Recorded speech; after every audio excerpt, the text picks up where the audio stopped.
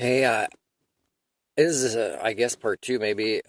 This is a CBC News, um, where the title is on YouTube, Bus Driver Arrested in Quebec Daycare Crash Faces 9 Charges. And you see the picture of the bus here into the building from higher up. And by the way, I'm surprised the bus didn't go deeper in if there is intent, because they're discussing things I didn't know before when I stopped at 59 seconds. And one of them is, hey, this bus driver is my age and supposedly is now getting psychiatric evaluations. And it's possible that it'll be discovered that that person has a history of psychiatric issues. And by the way, at the clinic I had in Ladysmith, when I admitted to, let's say, depression and psychiatric issues when I first got on the island, they would still be very happy to hire me, and I did teach some of their kids. And I would have continued if I didn't close my drama school. So they knew no problem with Martin. Now, what I'm thinking about here, and it's kind of funny, but it's not funny, is my case against CISO, okay, which is the health authority in Quebec, is kind of on hold because now Le Grève de Gatineau has admitted that I can take them to court. And they haven't answered me for a while now what they're going to do with that. And I said, well, I definitely need to take you to court before, the case of CISO, which has already been delayed, because I need to know if, I can trust you guys. I'm listening to this lawyer, Valérie Black, and she's saying, well, some strategies the lawyer of this bus driver might use is, to accept blame and minimize the consequences or the charges or the penalties, in a way to save, the court system fees and time.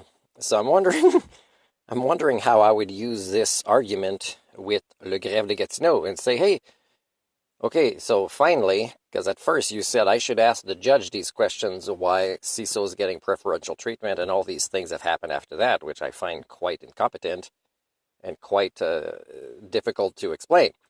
And I would say, well, it's nice that now I'm taking you guys to court before CISO, and I'm also going to take Commission Scolaire des Draveurs, who I worry about them being a school board that actually interacts with kids.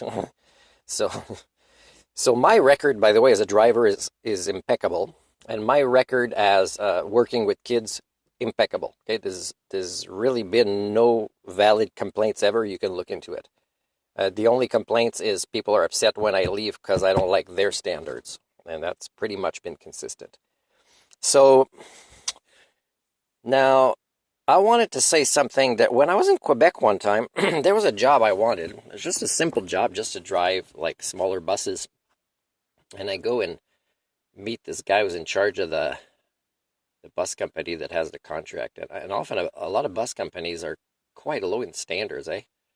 And but they get the big contracts, and sometimes these contracts are province or territory or nationwide, and it's getting worse. Like the more you give bigger contracts, the less there's quality in the service providers, workers, and the more they're upset with work because they eventually get paid almost nothing.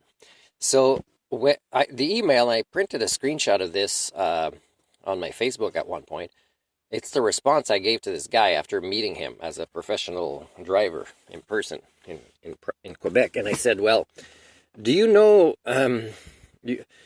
like with everything you said, I said, being trained by somebody that's probably less qualified than me and being paid less in that time and probably getting attitude is what I'm believing is likely to happen from somebody training me before I'm in the role. And then, to have this seniority thing, and then to pay fees to a union, to pay fees to be trained or retrained by somebody worse than me.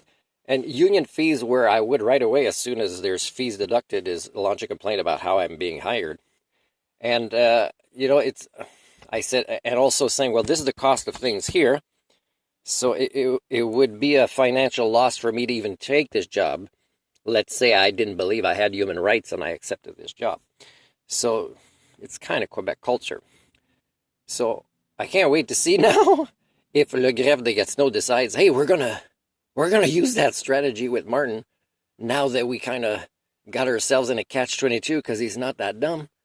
And now, he has to take us to court before we can prove to him that, that he can trust us with this health authority and then the school board and other things in Quebec. It's time to do some cleaning up of that culture and reintroduce the French word for accountability. If I have to spend the rest of my life doing it myself, it exists. Now, if they did that, oh my God, it would be hilarious. Oh my God, it would be hilarious.